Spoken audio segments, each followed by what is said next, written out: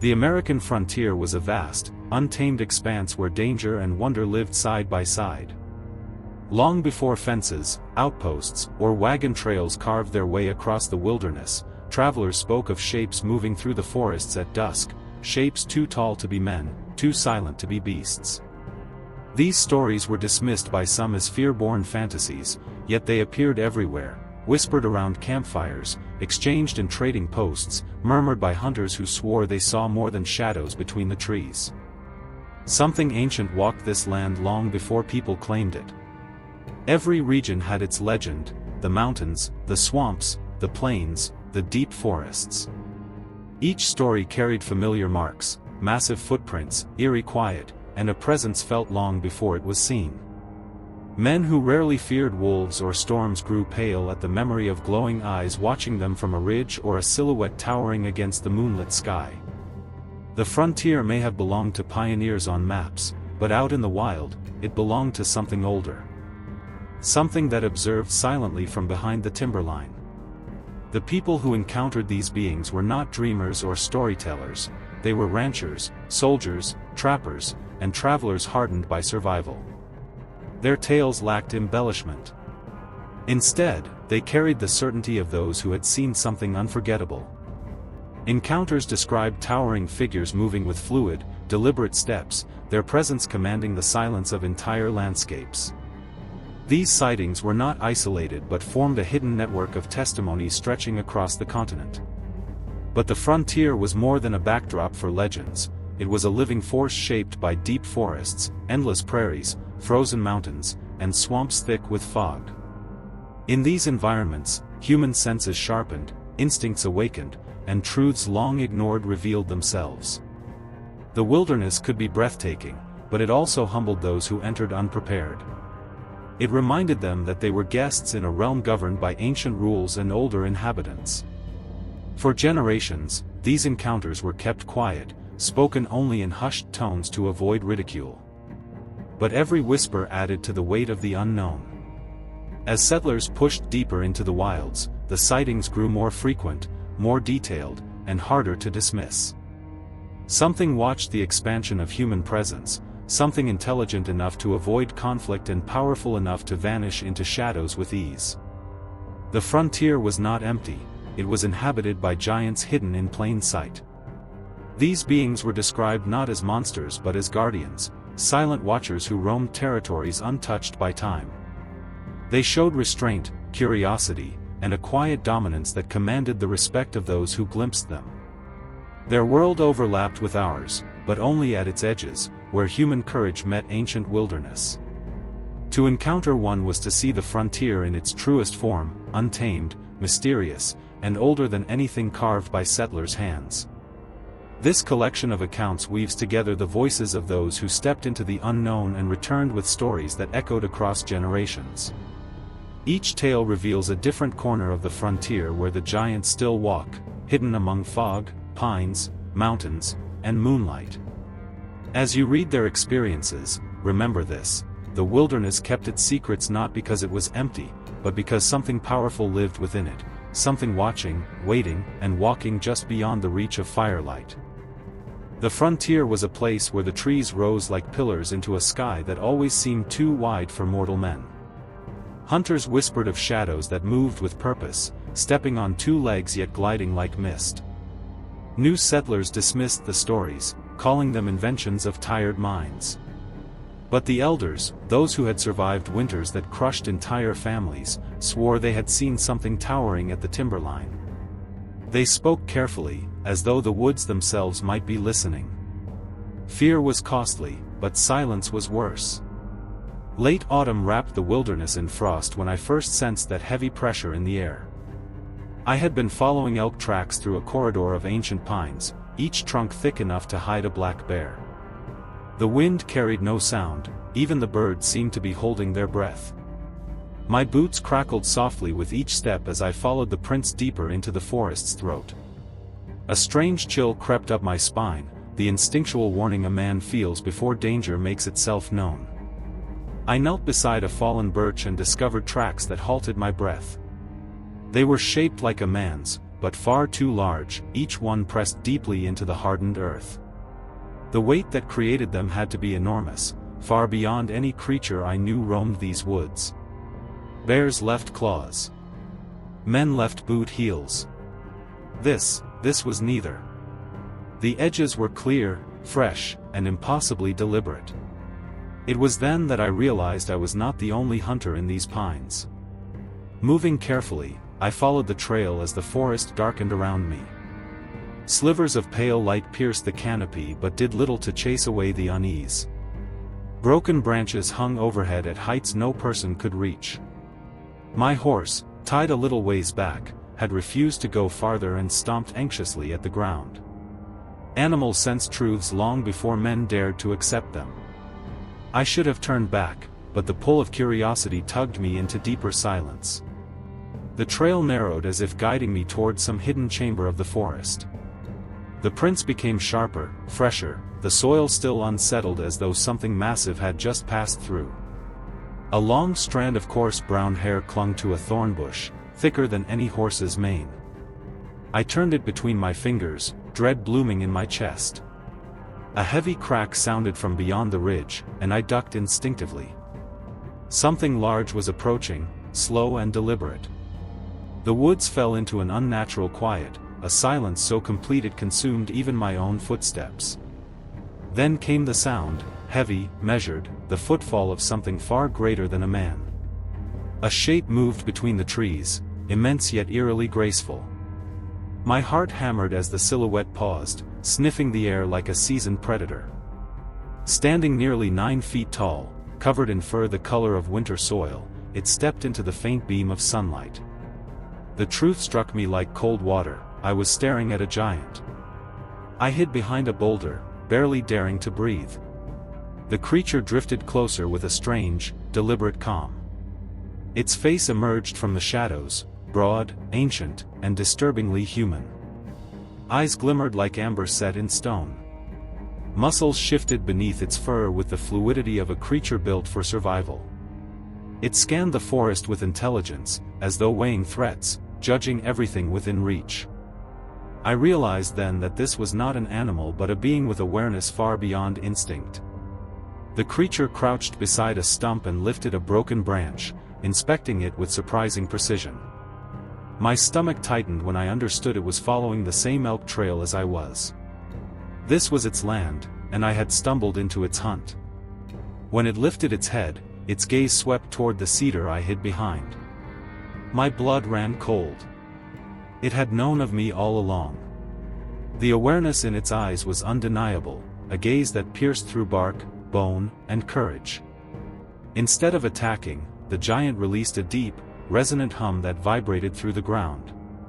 The sound seeped into my chest, powerful yet controlled, like a warning spoken in a language older than any tribe. It rose to its full height and turned away, moving with impossible gentleness for something so large. Each step blended with the forest, as if the land shaped itself around its presence. I watched, frozen between terror and awe. Compelled by a force I still cannot explain, I followed at a distance. The trail was marked by broken twigs and impressions deep in the frozen soil. The forest brightened as we entered a clearing bathed in afternoon light. The creature approached a towering pine and pressed a massive hand against the trunk. It remained still, as if meditating or listening.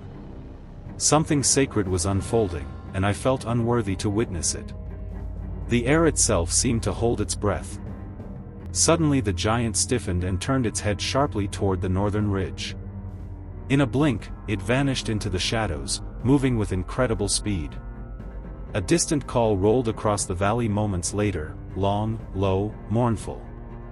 It was unlike any wolf song I'd ever heard, a sound too deep, too layered, too knowing. The forest shifted around me in response, as though every tree recognized the meaning. I backed away slowly, humbled by the raw power of what I had witnessed. I returned to camp under a sky heavy with stars, shaken yet strangely grateful. I had come face to face with a being frontier legends barely captured. It was a guardian of the old forests, an ancient presence that walked long before our borders or ambitions. I never set foot in that valley again. Some lands belong to older hands, to watchers who roam silently between the pines. And on that cold autumn day, I learned that the frontier was not ours to claim, it was only ours to respect. The Missouri River had always been a threshold between the known and the wild unknown. Settlers crossed it with wagons full of hope, unaware that the woods along its banks held secrets older than any frontier map. I was guiding a small convoy of traders that night, the air thick with the scent of mud and cold water. Stars glimmered faintly above, barely visible through the smoky fog rising from the river. Something about the quiet felt unnatural, as if the forest on the opposite bank were holding its breath. None of us suspected we were being watched. We had almost finished loading the flatboat when the horses began to panic, stomping and jerking at their reins.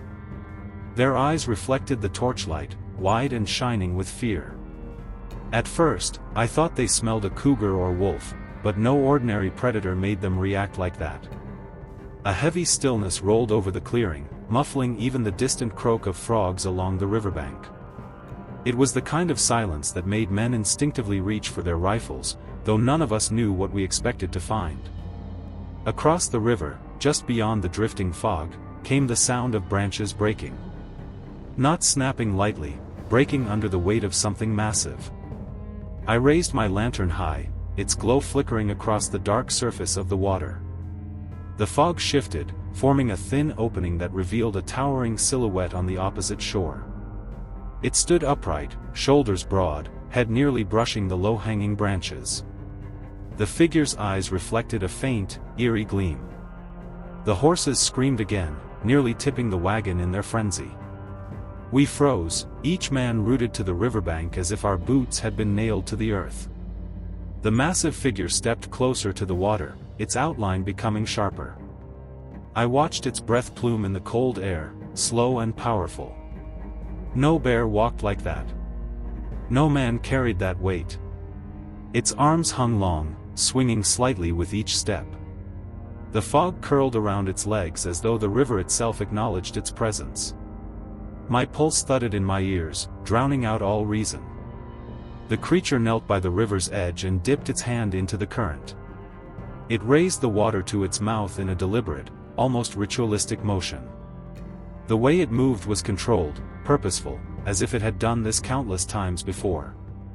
I couldn't look away. The lantern in my hand trembled as fear and fascination waged war inside me. Behind me, someone whispered a prayer, voice cracking. None of us dared to break the stillness with anything louder. Then the giant shifted, turning its head toward our side of the river. Even from the distance, I felt the weight of its gaze settle over us. It didn't look frightened or angry, only aware.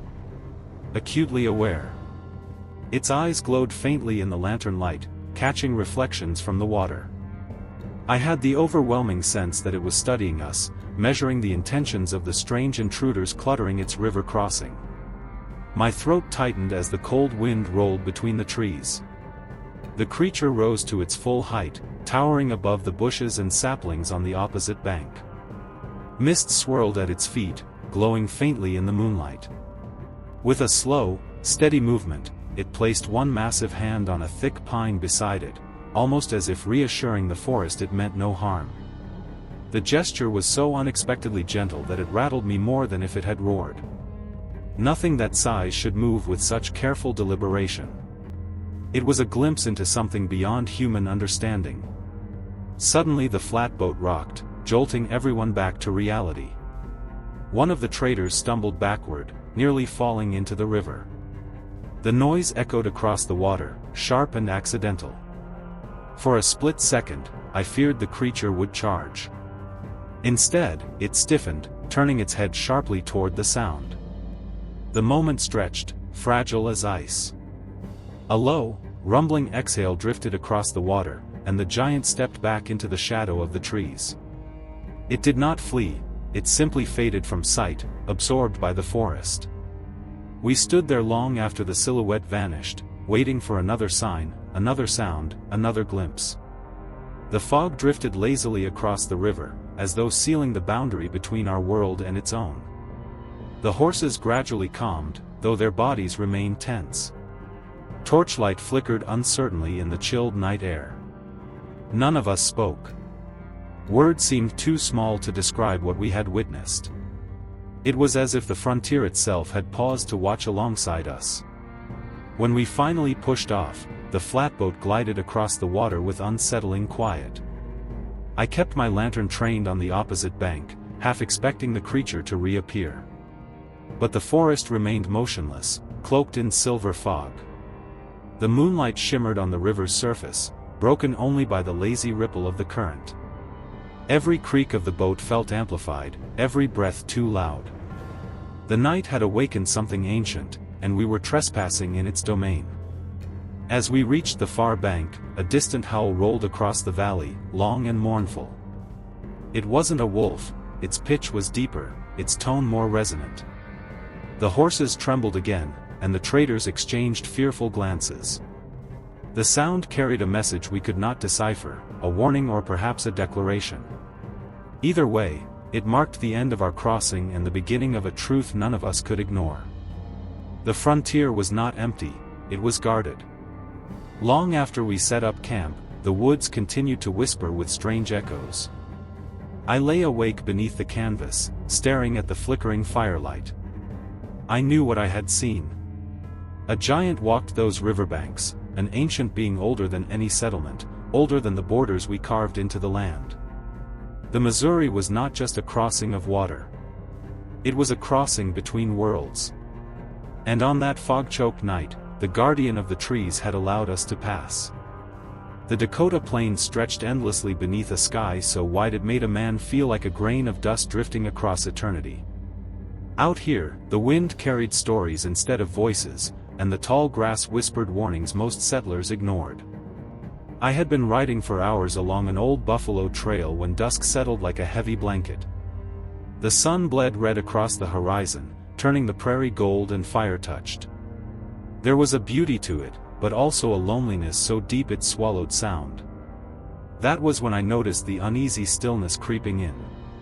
My horse slowed without my command, ears twisting nervously toward the distant ridgeline. The plains were usually alive with the chirping of insects and the soft rustle of grass, but at that moment everything fell mute.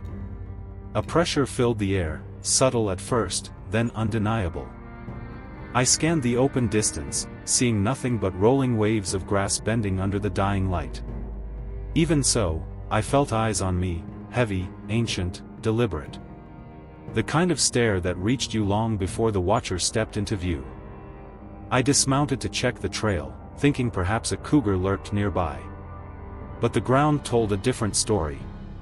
Footprints, massive ones, pressed into the earth, spaced far apart as if made by long, powerful strides. Each print was shaped like a human's but impossibly large, the toes wide and deep enough to hold puddles of shadow. They trailed off toward the northwest, straight toward a low rise where the grasses bent oddly, forming patterns the wind didn't explain. A shiver rolled through me, though the air was warm. The sun slipped lower, painting the plains in hues of orange and violet. As I followed the tracks, the wind shifted, carrying a faint scent of musk and earth, different from any animal I knew. My horse refused to move another step and snorted anxiously, pulling against the reins. I tied him to an old cottonwood and continued on foot. Curiosity battled with caution inside me, but something about the scene compelled me forward. The land felt charged, alive, almost electric with tension. When I reached the low rise, the world seemed to hold its breath. The grasses there were flattened in wide circular patches, as if something enormous had lain there recently. I crouched to touch the earth, it was still warm. My pulse quickened, and every instinct screamed at me to retreat. But before I could move, a shadow stretched across the ground, long and distorted by the setting sun. I lifted my head slowly, heart pounding.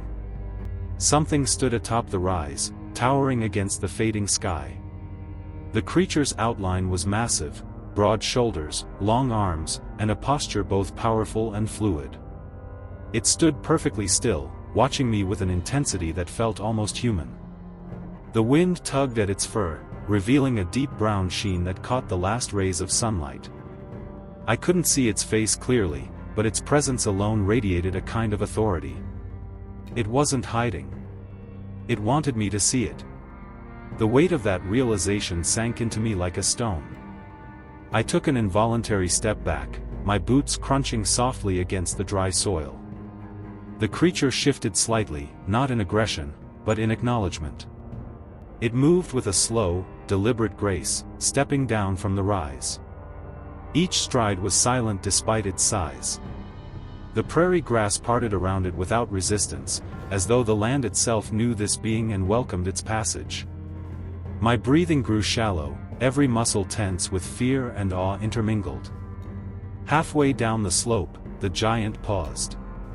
A breeze swept across the plains, bending the grasses in a ripple that flowed outward from where it stood.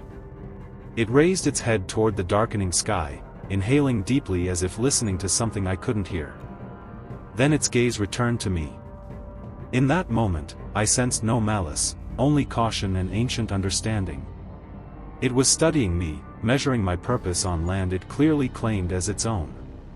Night trickled swiftly across the plains, and the creature seemed to merge with the gathering darkness. Only its eyes remained visible, two faint amber reflections catching the last fragment of twilight. They blinked slowly, never breaking contact. My heartbeat pounded loud enough to feel in my throat. The air vibrated with a quiet power, a reminder that these open lands held beings older and stronger than any man who dared cross them. The creature turned away without warning, striding back toward the rise. It didn't run or vanish abruptly, it simply walked into the thickening night as though returning to a world where man did not belong. The grass closed behind it, swallowing its form in waves of movement. A distant rumble echoed across the plains, low and resonant, fading into the horizon. I stood rooted in place, breath shallow, unable to move until the darkness fully claimed the landscape. When I returned to my horse, he trembled but allowed me to mount. As we rode toward camp, the plains regained their natural sounds, the insects, the wind, the distant calls of night birds. It was as if the land had resumed breathing after a long pause. Yet I knew something profound had transpired. I had witnessed a guardian of the prairie, a giant who roamed long before borders, fences, or roads carved the land. The stories whispered by old hunters suddenly felt far too small. Sleep did not come easily that night. Every time I closed my eyes, I saw the silhouette atop the rise, standing like a sentinel against the dying light. The frontier was full of dangers, but what I had encountered wasn't a threat, it was a reminder. The land remembers its oldest inhabitants. And somewhere on the wide Dakota plains, a giant still walks, watching silently as men pass through a world that has never truly belonged to them. The Montana timberline had a way of swallowing sound, turning every footstep into a whisper and every breath into fog. I had built my hunting cabin there years earlier, tucked between cedar groves and narrow ravines where the light barely reached the forest floor. Life was quiet, predictable, and almost peaceful. But winter came early that year, coating the mountains in a heavy frost that felt more like warning than weather. Something was stirring in the timberline, something the old trappers had always spoken of with hushed voices. I arrived at the cabin just before dusk, the sky dimming into bruised shades of purple and blue. Snow clung to the roofs like thick wool, and the air tasted sharp with cold. My boots crunched over frozen needles as I approached the door, noticing fresh disturbances in the ground. At first, I thought they were from elk or moose, but their spacing was wrong. Too deliberate. Too heavy. A faint smell of musk hung in the air, lingering like breath from something massive. Inside, the cabin felt strangely unsettled. My traps were undisturbed, but the logs beside the fireplace had shifted slightly, as if nudged by a curious hand. A draft crept beneath the door, carrying the forest's icy breath. I lit a lantern, its warm glow pushing back the shadows that clung to the walls. Still, the feeling of being watched clung to me like a second skin. I checked the windows, scanning the dark treeline just beyond the cabin. Nothing moved, yet the silence felt alert. Night thickened, wrapping the timberline in a cold darkness that pressed against the glass. I prepared supper, though my appetite had long vanished. The lantern flickered as if responding to something outside. Snow muffled all sound, making the world feel distant and hollow. That was when I heard it, a single thud, heavy and deliberate, striking the frozen earth just beyond the cabin. My breath caught in my chest. No animal in these mountains moved with that kind of weight. Another thud followed, closer this time. Then a third, slow and steady, like the footsteps of a giant approaching. The windowpane shivered in its frame. I extinguished the lantern and crouched beside the table, letting my eyes adjust to the faint moonlight outside. A broad shadow stretched across the snow, long enough to cover half the clearing. It wasn't a bear, its shape was unmistakably upright. Fear slid into me like a cold knife. The giant stepped into the faint glow cast by the moon. It towered high above the snowbank, its fur thick and dark with frost clinging to the tips. Shoulders wide as a doorway. Arms long enough to reach past its knees. Each breath rose in a heavy plume of steam. I felt the cabin shrink around me, suddenly far too fragile to protect myself. Yet the creature didn't act with aggression. It stood still, scanning the cabin as though sensing the life pulsing inside. The creature moved closer, placing one enormous hand on the side of the cabin. The logs groaned under its touch, but it didn't push with force. It seemed more like curiosity. A low, resonant sound hummed from its chest, a deep vibration that seeped through the wood and into my bones. My fear was overwhelming, but beneath it, a strange calm surfaced. It wasn't here to destroy. It was here to inspect, to understand, to acknowledge my presence in its domain. Then it stepped back, slowly, as if giving space. It walked around the cabin with heavy, deliberate strides, examining the structure from every angle. Snow crunched beneath its feet in steady rhythms. I followed its shadow through the window, heart pounding. When it reached the far side, it paused, head lifting toward the mountains. The wind carried a distant howl, long and mournful. The giant's posture stiffened, responding instinctively, like a guardian answering a signal. Without warning, it turned and walked toward the tree line. The timberline swallowed its silhouette in seconds, the snow-covered branches closing behind it. Only the faint impression of its huge footprints remained, stamped deep into the frozen ground. The night grew still again, but it was not the peaceful stillness I knew. It was the stillness of something ancient retreating into the dark, leaving only questions behind. I didn't sleep that night. The cabin felt different, touched by something older than these mountains themselves. Every crackle of the fire made me flinch, expecting the giant to return. But the woods remained quiet, returning to their natural rhythms. The wind whispered softly through the trees, almost comforting. Almost familiar. As though the forest approved of my presence now that its guardian had inspected me. By morning, fresh snow had begun to bury the giant's tracks. I stood in the clearing, breath fogging the icy air, staring at the last fading marks. The mountain felt alive around me, humming with a subtle energy I had never noticed before. The stories were true. Something walked the timberline, something powerful, ancient, watchful. And for reasons I still cannot explain, it had chosen not to harm me. It had simply wanted me to know I wasn't alone in these mountains.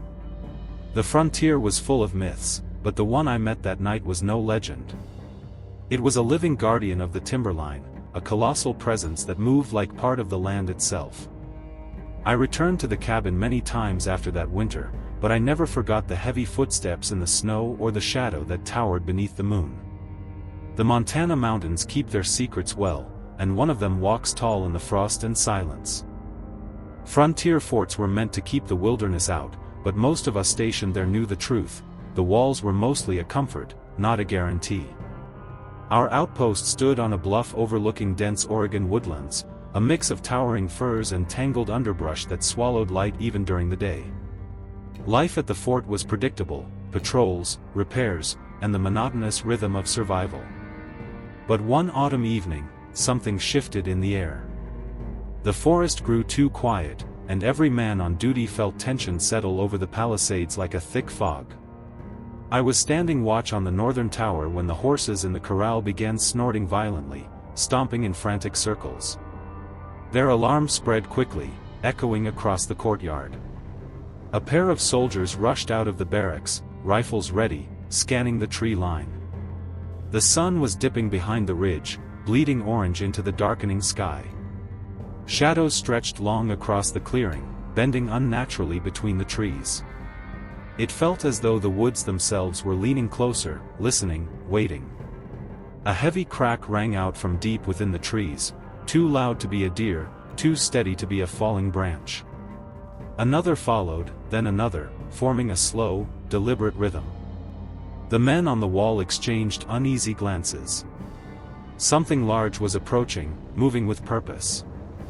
I tightened my grip on the lantern and leaned forward, watching the tree line with growing dread. The forest breathed differently, like it was making room for whatever was coming. As the last of the daylight faded, a massive silhouette emerged between the fir trunks. It stood upright, towering above the underbrush, its shoulders nearly as broad as the fort gate. The creature moved quietly despite its size, stepping into the clearing with a grace that defied its bulk. Fur covered its body in thick, dark layers, catching the faint glow of the dying sun. A soldier beside me whispered a curse under his breath. None of us had ever seen anything like it, and yet the old trappers had spoken of such giants for years. The creature lifted its head, sniffing the air with slow, deliberate breaths. Its eyes reflected a dull golden sheen, surveying the fort as though studying its construction. It didn't snarl or charge. Instead, it stood perfectly still, as if considering whether to approach or withdraw. The silence was suffocating. Even the wind refused to move. For a moment, I wondered if the creature was waiting for us to show fear, or strength. One of the younger soldiers panicked and fired a warning shot into the air. The blast shattered the stillness, echoing violently against the wooden walls. The creature reacted instantly, not with rage but with startling agility. It stepped back, its muscles tensing beneath thick fur, and released a low, rumbling sound that vibrated through the ground. The horses screamed again, rearing against their ropes. Men scrambled along the ramparts, but none dared fire another shot. The giant turned its gaze directly toward the tower where I stood. Its eyes locked on mine, steady and unblinking. I felt something ancient in that stare, intelligence, caution, and perhaps even curiosity. It was not the look of a mindless animal. It was the gaze of a being assessing whether we were a threat. My heartbeat pounded so fiercely that I feared the creature could hear it. A strange calm washed over me, mixing fear with awe. Then, slowly, it raised one massive hand and pressed its palm against a large fir at the forest's edge. The tree bowed under the weight but did not break. The gesture felt intentional, almost symbolic, like a message or a boundary. With a final glance toward the fort, the creature stepped backward into the shadows. It moved with such fluid silence that it seemed to vanish into the dark between one breath and the next. The forest swallowed it effortlessly. We remained frozen on the palisades long after it disappeared. No one spoke. The only sounds were the crackle of torches and the restless shifting of the horses. The forest slowly regained its voice, the chirp of crickets, the distant hoot of an owl, but none of it felt the same. The men whispered theories among themselves, trying to make sense of what we had seen. But deep down, we all knew that explanations were useless. Some things existed long before our forts or rifles. That night, we doubled the guard and kept lanterns burning bright along the walls. Yet even the strongest flames felt small against the weight of what lingered in the trees. I couldn't shake the feeling that the creature had chosen to spare us, not because we posed a threat, but because we were insignificant to its world. The forest was its domain, not ours. And we had merely glimpsed a guardian walking the boundaries of its territory. By dawn, fresh tracks were discovered along the northern ridge, huge, human-like prints pressed deep into the soil. They moved in a wide arc around the fort, as if the creature had circled us throughout the night. None of us slept well. The frontier had revealed one of its oldest inhabitants, and the wooden walls we trusted suddenly felt like paper. From that day forward, every wind that rustled the trees reminded us that something immense watched from the timber. Long after my service at the fort ended, I carried the memory of that night with me. Not as a tale of fear, but as a humbling truth. We were not the first to claim these lands, and we would never be the last. The giants of the frontier walked long before our forts were built, and they still walk today, just beyond the palisades where the shadows gather and the forest keeps its secrets. The Texas plains were a world of their own, dusty horizons, endless mesquite thickets, and heat waves rising from the earth like trembling ghosts. I had spent most of my youth driving cattle along the old southern trails, listening to cowboys trade stories around campfires. Some spoke of strange shapes in the desert dusk, others of screams carried on the wind that didn't belong to any predator they knew. Most dismissed them as heat-born fantasies or tales meant to scare rookies. But one season, near the Red River, those stories became real before my eyes. We had finished a long day pushing a herd through dry brush when the sky darkened with a sudden, unnatural stillness. Even the cattle felt it. They huddled close, their usual restless grunts replaced with anxious silence. The sun bled gold and crimson across the horizon, casting the mesquite shadows long and jagged. I checked the air, expecting the scent of a storm, but found nothing but dry dust and something faintly musky. A tension settled into my bones, the kind that only comes when danger is close but unseen. We set up camp beneath a cluster of old cottonwoods, their branches creaking softly overhead. The fire burned low, sending sparks dancing into the dark. As night settled deeper, the cowboys' chatter faded, replaced by uneasy glances toward the thicket beyond the herd. A strange feeling crawled along my spine, as though we were no longer alone. The cattle shifted restlessly, hooves scraping the earth. Something was watching. I could feel its focus like a weight pressing on the back of my neck. A heavy snap echoed from the mesquite line, loud enough to silence every flicker of conversation. The men froze, hands drifting toward rifles. Another crack followed, then another, slow, constant, too deliberate to be wind. The fire cast long shadows across the brush, revealing glimpses of movement none of us could identify. The cattle pressed closer together, lowing softly. My heartbeat quickened as I scanned the darkness, searching for the shape that didn't belong. Then, through the shifting shadows, a massive silhouette stepped into view. It stood taller than any man or horse, its shoulders nearly as broad as a wagon. The creature's fur caught the firelight in faint reddish tones, blending with the dusk. It moved with a terrifying calmness, each step gentle yet impossibly heavy. The mesquite branches bent aside as if yielding to its presence. Every cowboy around the fire went still, unable to look away. The stories suddenly felt far too small for the reality before us. The creature paused at the edge of the clearing, watching us with eyes that glowed dimly in the fire's glow. It wasn't the stare of a beast driven by hunger or aggression. It was a measured, evaluating gaze, as though it weighed the worth of every man sitting around the flames. Its breath plumed in slow bursts, drifting upward like mist. I felt myself shrink beneath the depth of its awareness. It knew us. It understood us. And it wasn't afraid. One of the cowboys, a young rider named Briggs, panicked and grabbed his rifle. Before he could raise it, I snapped a warning, my voice barely above a whisper. The creature tilted its head slightly, sensing the shift. Briggs froze, trembling. The giant exhaled, a deep sound that vibrated through the dirt and rattled our bones. It wasn't a roar, nor a growl, more like a caution, a reminder of the gulf between our worlds. Even the fire seemed to quiet itself in respect. Slowly, the creature stepped closer, crossing into the firelight. Its features sharpened, a broad chest covered in thick fur, arms long and powerful, face framed by shadows yet unmistakably ancient. Every instinct inside me screamed to run, but something deeper held me in place. The creature wasn't here to attack. It was examining us, perhaps trying to understand why men traveled through its land with such noise and fire. For a moment, its gaze softened, almost thoughtful. The cattle suddenly bellowed loudly, breaking the fragile stillness. A few stampeded to the side, kicking up dust and breaking the moment. The creature straightened, muscles tensing beneath its fur. It turned its head sharply toward the herd, then back to us. There was no anger, only a decision made quickly, silently. With a final slow breath, it stepped back into the shadows, moving with a grace that defied its size. The mesquite swallowed it within moments.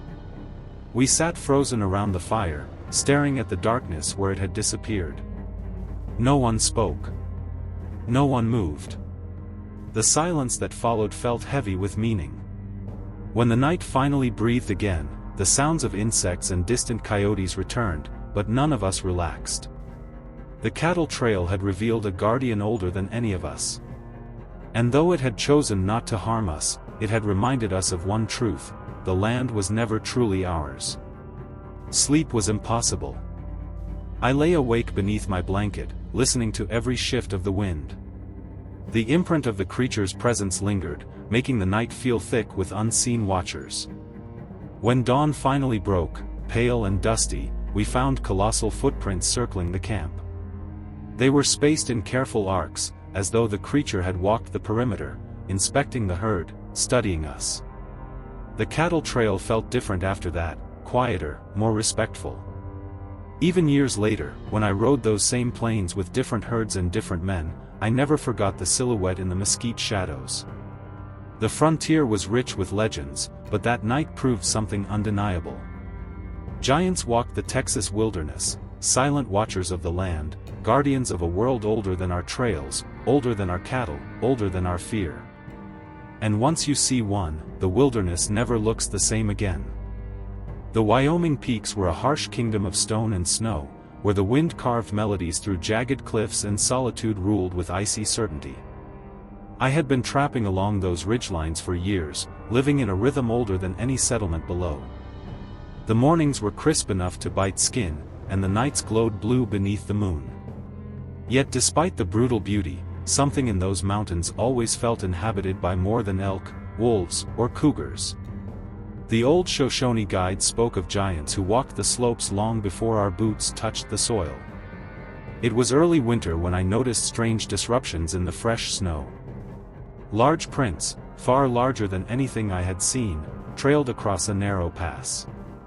They were deep, shaped like enormous human feet, each print longer than my forearm. The distance between them suggested a stride impossible for any known creature. I crouched beside one, tracing its edges with trembling fingertips. The snow beneath was pressed solid, like stone. A chill, not of weather, but of recognition, ran through me. My mule snorted uneasily and refused to go farther. Her ears flattened, and she tugged hard on the reins as if begging me to turn back. The air grew unnervingly still, quiet enough to hear the faint pop of ice settling between boulders. I scanned the ridge, noticing how the wind had changed direction, blowing downward from the higher peaks. It carried a musky scent, earthy and old. I followed the trail cautiously, each step cracking the snow like brittle bones beneath my boots. The pass narrowed into a steep, shaded corridor where sunlight rarely reached. Shadows clung to the rock walls like living things. The massive prints continued, weaving between fallen logs and icy patches, almost guiding me deeper into the mountains. The quiet became suffocating, thick enough to press on my chest. Then, somewhere ahead, came a low, rhythmic thump, slow, deliberate, unmistakably heavy. I froze, heart pounding. Something was moving with purpose.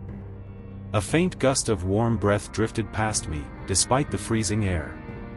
Then, from behind a cluster of pines, a colossal silhouette stepped into view.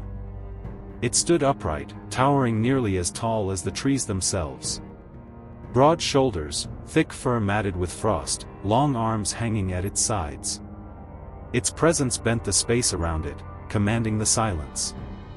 The creature's chest rose and fell in slow, steady breaths that fogged the frigid air. I felt my courage shrink to nothing. The creature didn't charge. It simply stared at me, assessing me with dark, reflective eyes that seemed far older than any man's. Its gaze held caution, intelligence, and something else, recognition. As though it had seen hunters and trappers like me many times before, each one trespassing in its world. I felt impossibly small beneath its stare. My hand hovered near the rifle slung across my back, but I dared not reach for it. Instinct warned that any sudden movement would be a grave mistake. Without breaking eye contact, the creature knelt and placed its hand on a fallen tree. The log groaned under the weight. It examined the bark, sniffed the air, then shifted its attention back to me. The gesture was strangely calm, almost gentle. My breath shook in my throat as I watched its massive fingers curl and uncurl.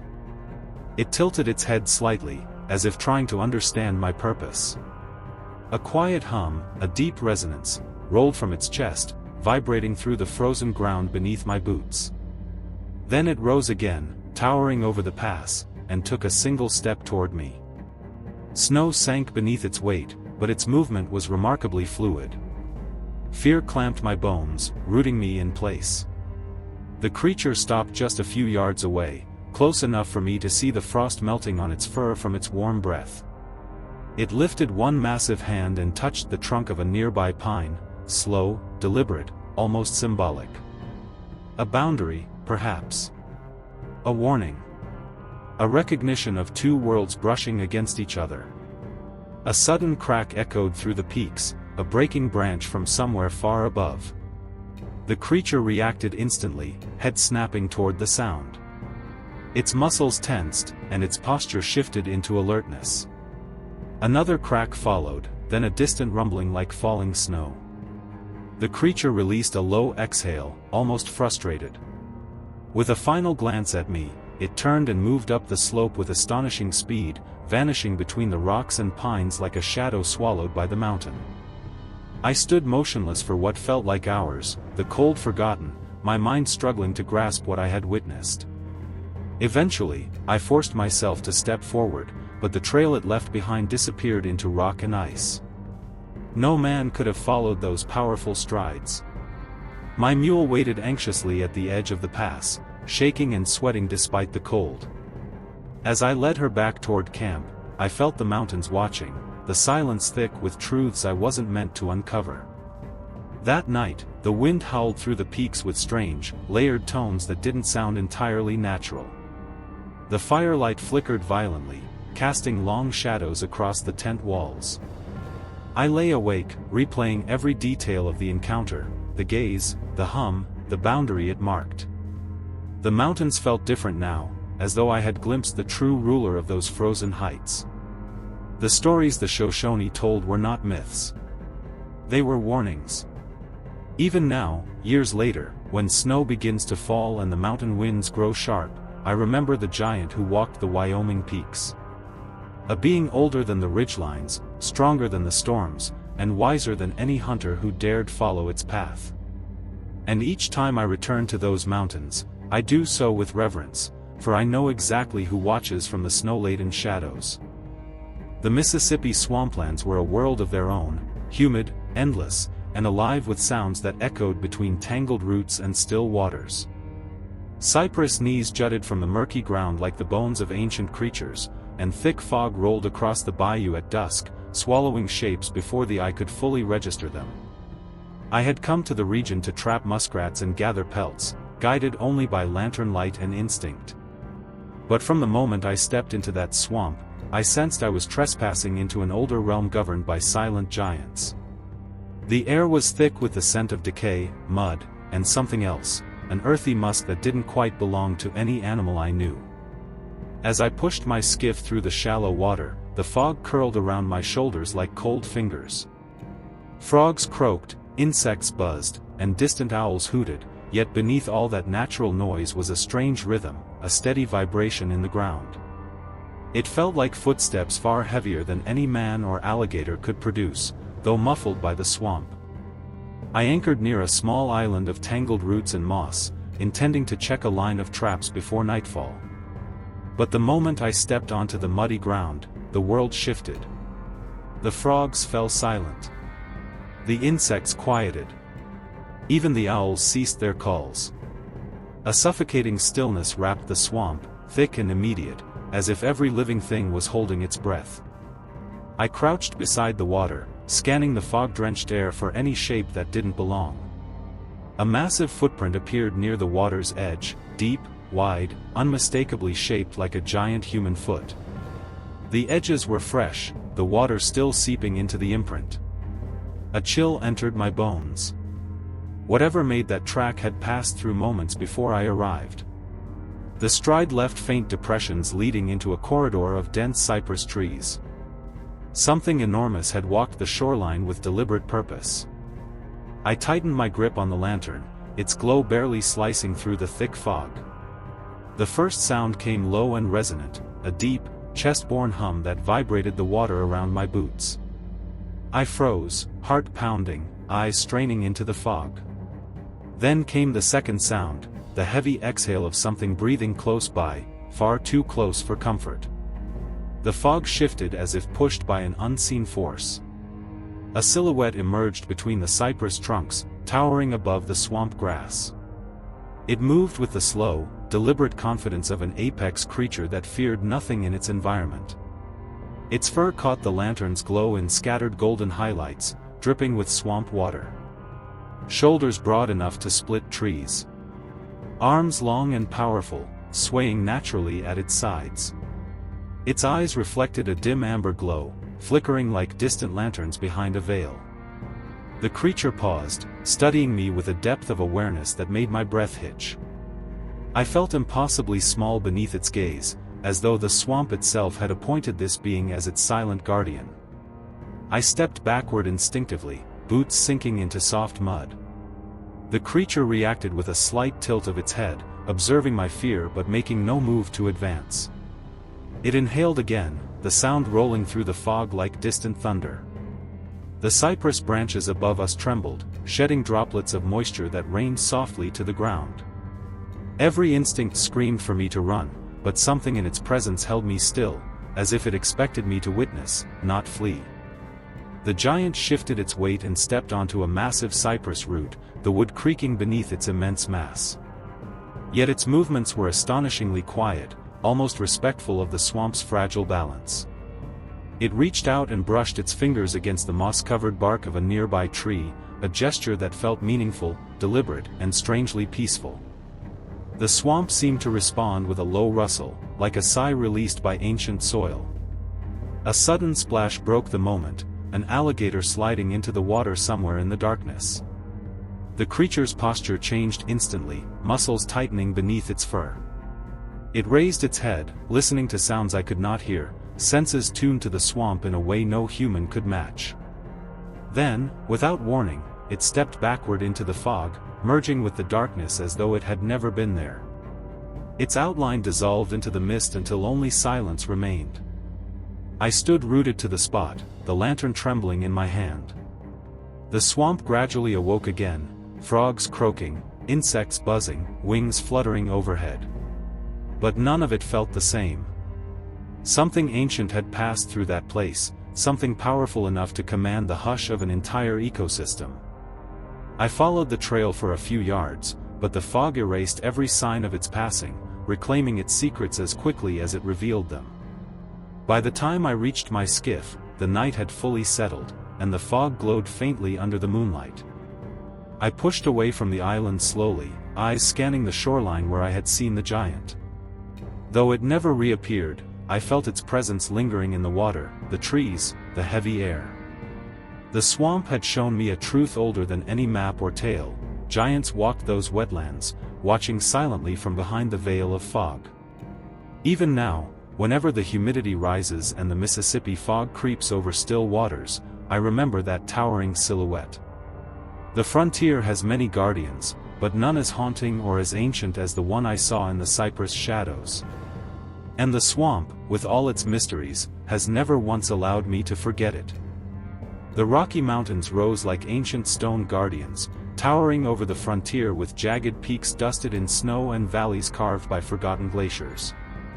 I had been guiding a wagon team through a narrow pass, a route traders used only when they had no safer option.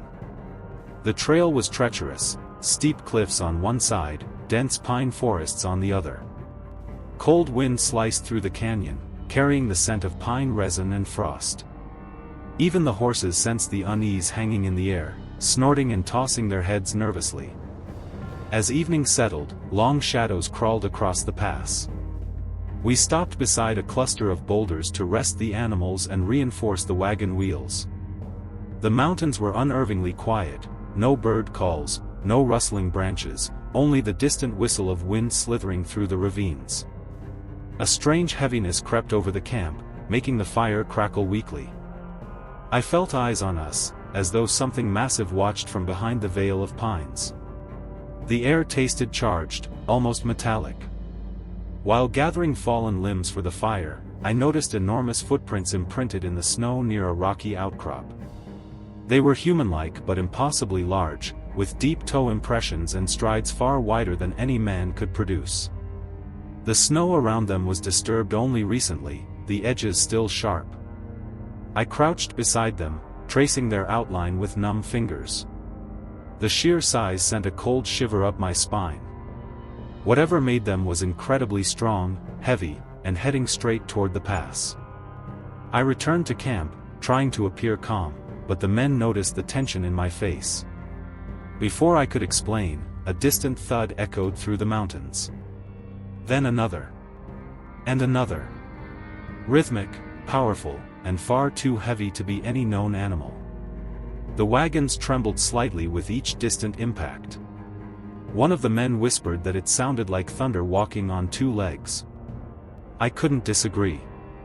My pulse quickened as the sounds drew closer, echoing off the cliff walls like rolling drums. The fire dimmed as if shrinking from the presence approaching us.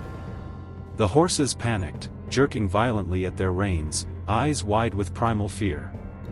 I grabbed the lantern and stepped toward the tree line, breath fogging in the cold air. Between the pines, a colossal silhouette drifted into view. It moved slowly, confidently, as though it owned the mountain path. Shoulders broader than any human, fur blending seamlessly with the dark forest. Its steps were deliberate, each one shaking the frozen ground. When it stepped into a patch of moonlight, the world seemed to stop. The creature stood nearly 10 feet tall, fur thick and dark, with arms long and powerful. Its face held a haunting mixture of human and beast, with deep-set eyes that caught the moon's reflection like faint embers.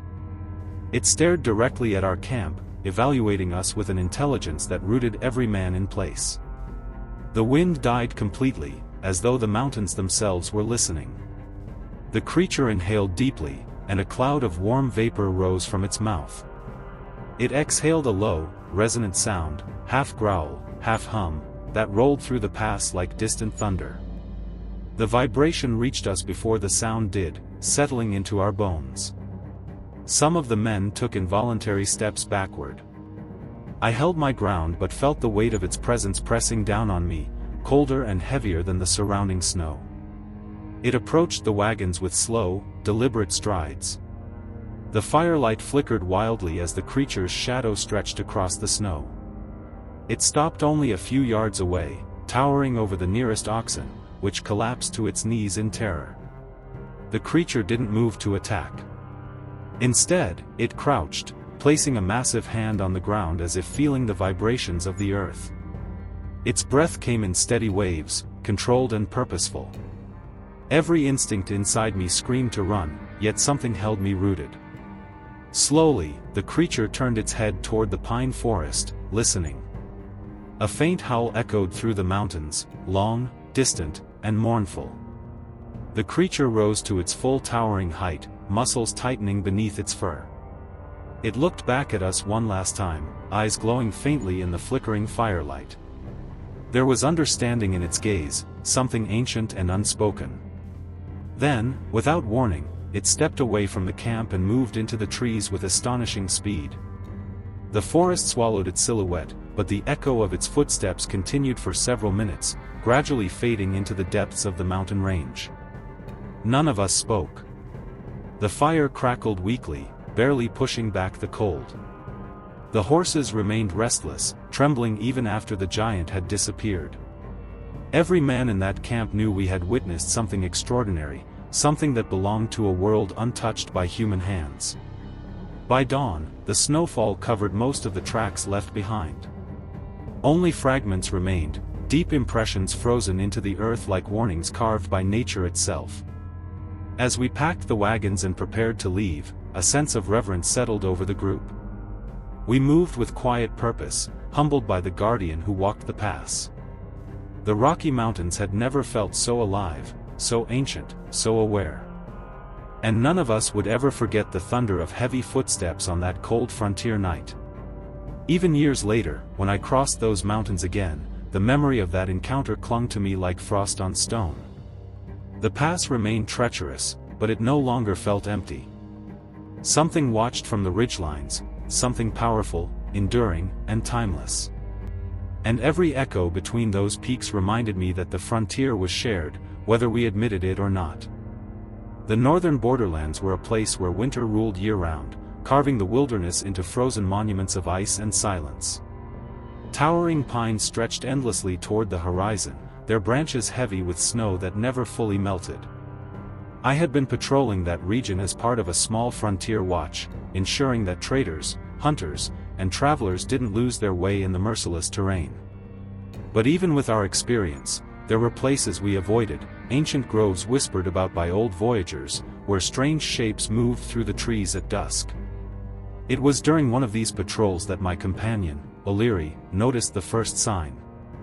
Deep in the snow, halfway between two frozen creeks, were enormous footprints, human-like but far too large, as if carved by a giant wearing no shoes despite the killing cold. The tracks were fresh, steam rising faintly from some of them as though whatever made them radiated heat. My breath caught as I crouched to examine the prints. Each one was perfect, precise, and powerful enough to compress the snow into icy glass. The forest fell unnervingly quiet as we followed the trail. No birds called. No branches cracked under wind. Even the distant howls of wolves seemed to fade. A low fog drifted between the trunks, clinging to the ground like smoke. It swirled around our legs as we walked, amplifying every heartbeat. O'Leary whispered that something was watching us. I didn't need to hear him say it. I could feel the weight of unseen eyes pressing against the back of my neck, ancient and unblinking. The tracks led us to a clearing surrounded by towering pines, older, thicker, and darker than any others in the region. Their bark was scarred in deep gouges, as though massive hands had scraped them over the course of many years. A strange hush fell over the clearing, heavy with expectation. I lifted my lantern, its light catching delicate frost crystals hanging in the air. Something shifted behind the farthest pine, a slow and deliberate movement that seemed to bend the fog itself.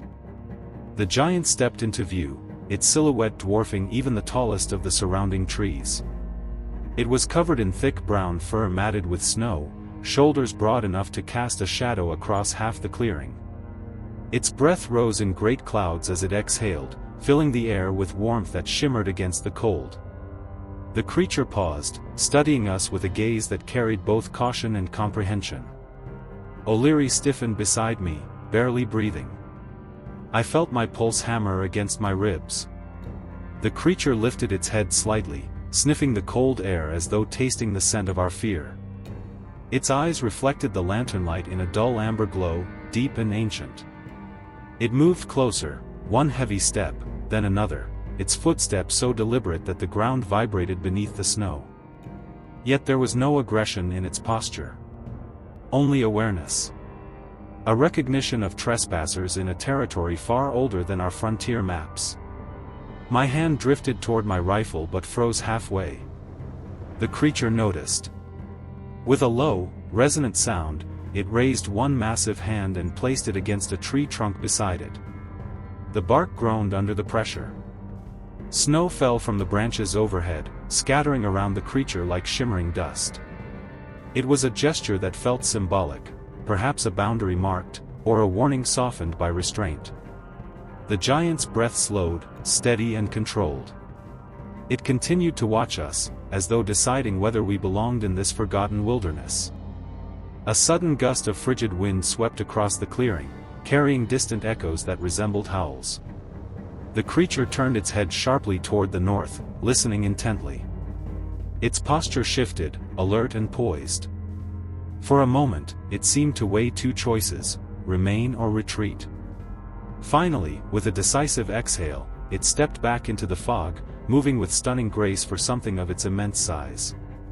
The forest parted around it like curtains drawn by invisible hands. O'Leary and I remained frozen in place, unsure if moving would provoke its return. The fog thickened around the clearing, swallowing the giant silhouette within seconds. Only the echo of its heavy footsteps, dull, rhythmic, fading toward the border, remained. Gradually, the forest found its voice again. A distant raven croaked. Snow shifted softly from branches. The ancient weight that had held the land silent began to dissolve. We followed the tracks to the edge of the frost line, where the giant's footprints crossed into a dense section of pine that the locals called the ghost timber. Beyond that point, the snow was undisturbed, as though the creature moved through a world separate from ours. O'Leary muttered a prayer under his breath.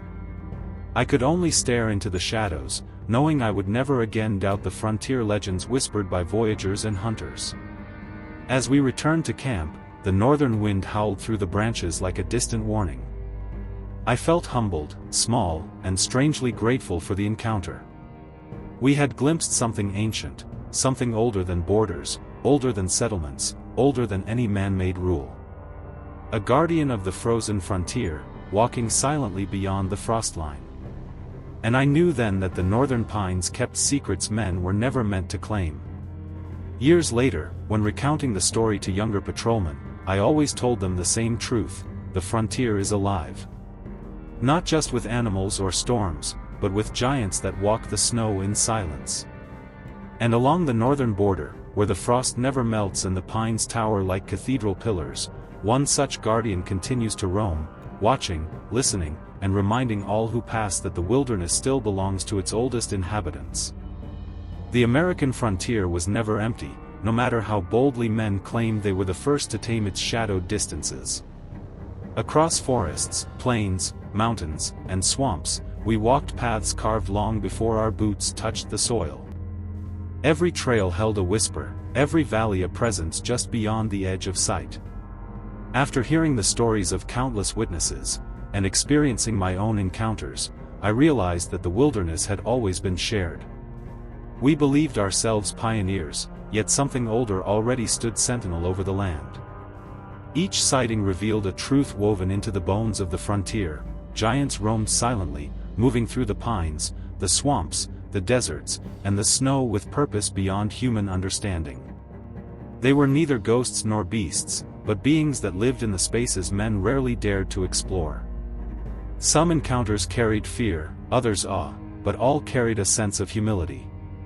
These were not trespassers. They were guardians. Watchers. Keepers of territory older than borders or maps. The men who witnessed them were changed forever. Hunters who returned to their camps with shaken hearts. Cowboys who swore they saw silhouettes taller than any horse. Soldiers who stood behind palisades that suddenly felt too small. Trappers who followed tracks until they realized they stood in a place not meant for human footsteps. Different men, different regions, different eras, yet all described the same towering presence. A shape that walked like a man but belonged to the earth with a certainty no human ever could. The frontier demanded courage, but it also demanded respect. Many men carried rifles, believing iron and powder could conquer anything. But when they faced the giants of the wilderness, weapons felt useless, almost childish. In the presence of something so ancient, fear shifted into reverence. The creatures showed restraint far greater than ours, stepping back when provoked, observing rather than attacking. Their silence spoke louder than any roar could have. What struck me most across all these accounts was the consistency of their behavior.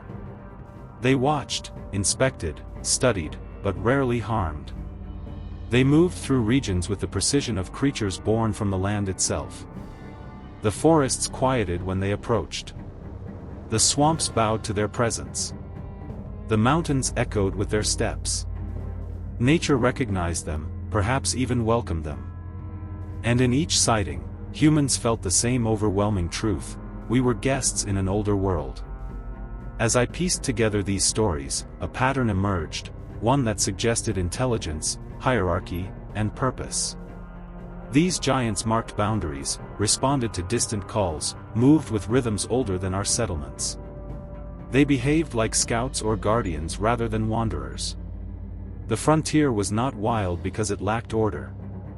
It was wild because its order did not revolve around us.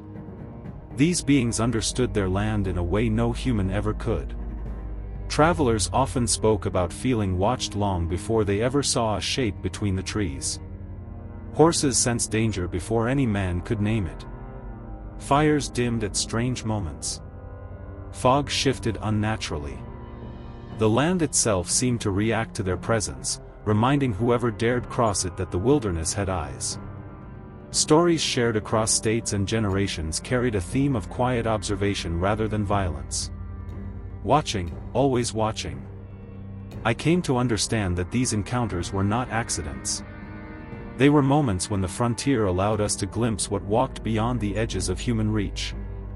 Many men insisted they saw guardians, not predators, not demons, but beings tasked with maintaining an ancient balance. Whether they were flesh and blood or something more, the effect was the same. They commanded respect simply by existing. They reminded men of limits we rarely acknowledged. Over time, these sightings became part of the invisible map of the frontier. Hunters avoided certain valleys. Trappers refused to cross certain ridges. Cowboys whispered warnings to newcomers. Entire towns built their folklore around silhouettes glimpsed at dusk. And though the tales varied, the message was always the same: something larger, older, and wiser moved through the wilderness, never fully revealing itself, yet forever shaping the land. Even now, in quieter moments, I recall the footsteps echoing in snow or the shadow moving through fog. I recall the eyes, reflective, thoughtful, ancient. The frontier may have changed, but the guardians who dwell in its deepest corners have not. They are still there, walking between the pines, drifting through the marshes, watching from the mountains. Silent, patient, eternal. Their world continues, untouched by our ambitions. In the end, the greatest lesson the frontier taught us wasn't about survival or exploration. It was humility. A recognition that not all worlds are meant to be conquered, not all truths meant to be understood. Some mysteries exist to remind us that the earth holds secrets older than our histories, deeper than our courage, and grander than our imaginations. The giants of the frontier live in those mysteries, guiding, observing, and enduring beyond the reach of time. And so the frontier remains, vast, untouched, whispering with ancient footsteps that cross the snow, the riverbanks, the plains, and the forests. If you listen closely at dusk or watch carefully at dawn, you may glimpse a silhouette stepping through the trees. A reminder that the land remembers its oldest inhabitants. And if you are respectful, quiet, and humble, you may realize the truth shared by every witness across history: the frontier never belonged to us. We merely walked across the realm of giants.